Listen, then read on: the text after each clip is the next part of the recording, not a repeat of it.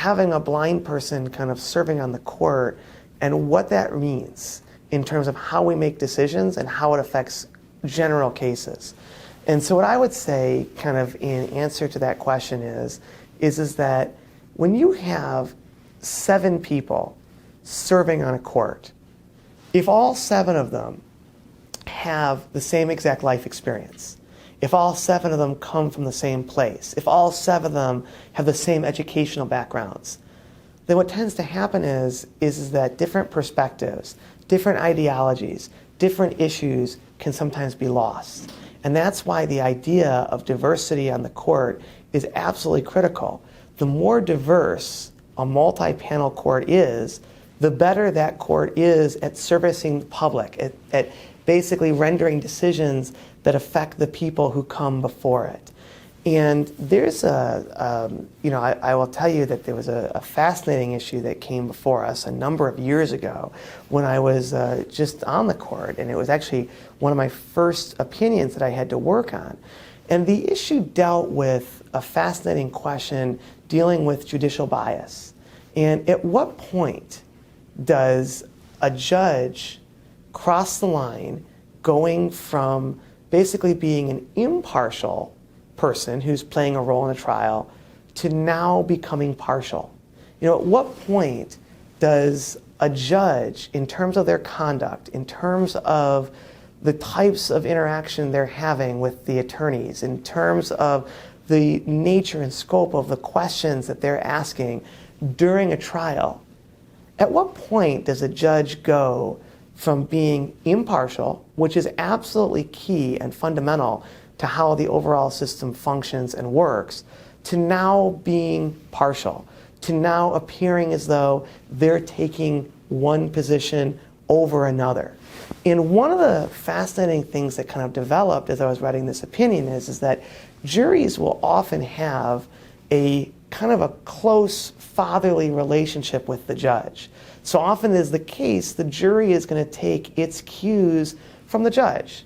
Does the judge believe in terms of the testimony that's being put forth? Does the judge feel that a witness is credible? Does a judge feel that a witness is not credible? What's the type of way that the judge is interacting with the different people who are coming before him and her? And so one of the cases that I had a chance to write an opinion on a number of years ago delved into this issue and really started asking the question, so when do you reach a point where a judge's conduct or a judge's behavior can ultimately impact or affect the way in which a jury interprets the validity or credibility of such testimony? And one of the things that, I feel blessed about, and, since this is Chabad, we can throw in, a little bit of spiritual components to this, is that I believe that as a blind person, I was created this way in order to hopefully have a positive impact or positive effect in kind of an unforeseen way. And that was, when I was crafting this opinion, one of the things the opinion took into account was the issue of tone of voice. That when a judge asks a question or when a judge makes a comment, what is their tone? Is it a patronizing tone? Is it a condescending tone? Is it an affirming tone? What is the nature of the tone that the judge is using when they're overseeing a case? And does the nature of that tone affect how the jury interprets that case or interprets subtly messages coming from the judge? And what was fascinating was that ultimately you can tell from a transcript, not just if you're watching it live, you can tell from a transcript in terms of the context, the type of tone that's being used by the judge. And I think in that decision, it made me realize that that's what it's all about. That is the blessing of having somebody who's blind serving in a position of this nature. That's the blessing of somebody with a disability, somebody with a different perspective, somebody with a different understanding, somebody with a different life experience that's able to bring that understanding, that appreciation, that awareness of the world into the courts and allow for it to affect real people.